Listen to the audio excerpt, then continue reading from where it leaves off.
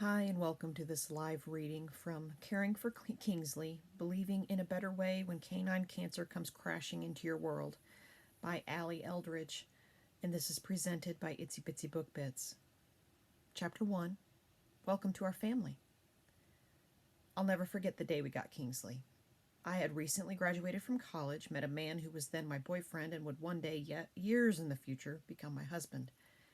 Dustin and I had been together a little over a year at the time, and were dropping off his mom at the Tampa airport after a visit in June 2011.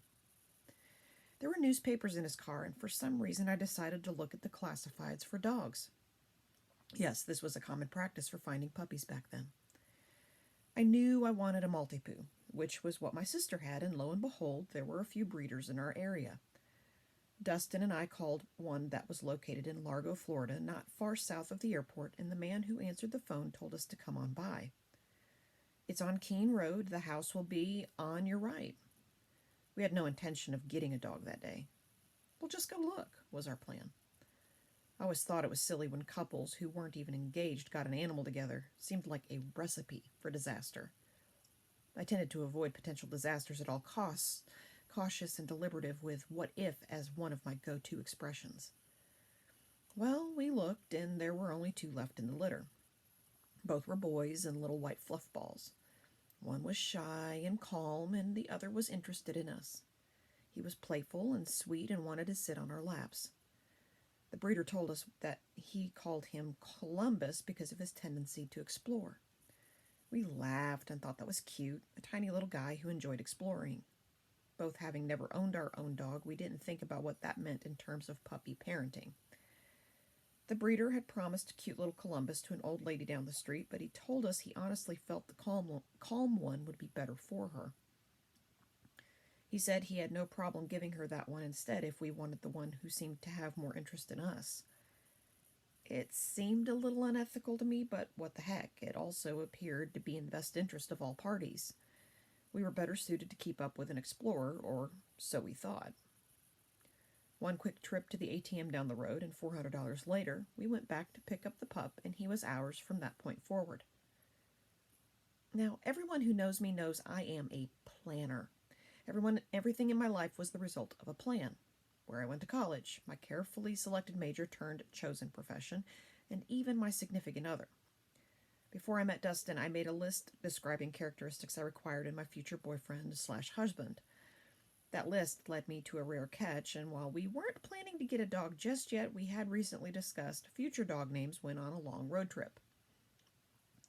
Dustin insisted his dogs have some sort of connection to the New York Yankees, his favorite baseball team, following in the footsteps of his first family dog, Jeter. I could care less about the Yankees, but in Googling a list of all-time players while we were on our drive together, I found a name on the list that led us to Kingsley, a unique and proper-sounding option we both adored.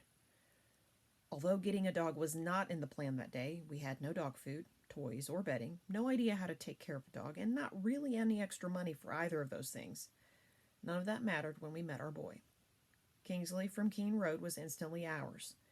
He belonged with us, and we both knew it.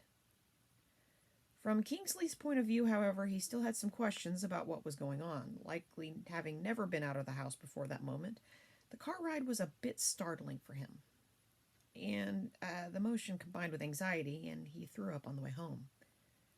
He was equally unconvinced we knew what we were doing when we stopped at the pet store en route to our apartment, pushing him around in the cart as we tried to figure out what all we would need. Kingsley stared at us, wondering who we were and where we were taking him as we wandered around the store, accumulating what we knew we needed and what we thought we might.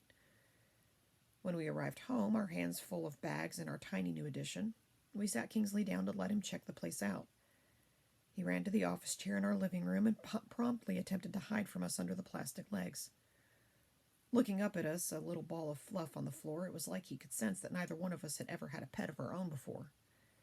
That frightened him a bit, yet we were entirely unaware that mere hours later, once he had some time to take it all in, he'd be the one running the show. Dustin and I spent a few hours getting all of Kingsley's stuff set up and trying to make him feel more at home. We made him a comfortable bed, gave him toys, took him outside multiple times, and, of course, fed him dinner. When it was time for bed, we expected him to be tired. After all, the day had been quite adventurous for him and for us. We were exhausted and ready to get a good night's sleep. But no sooner than we had gotten Kingsley set up in his crate in the living room and turned off the lights in our bedroom, just steps away, he threw a massive fit. He generated a noise that was beyond deceiving for his small size, letting us know he was not happy in the other room where he couldn't see us. We tried to hold out, intent on setting boundaries from the get-go, but given that we lived in a 700 square foot apartment with neighbors who were bound to complain if this behavior carried on, it wasn't long before we gave in and moved his crate into our bedroom. It was then we realized, number one, he had an incredibly loud bark, and number two, he actually really liked us. From that point forward, we realized just how smart he was.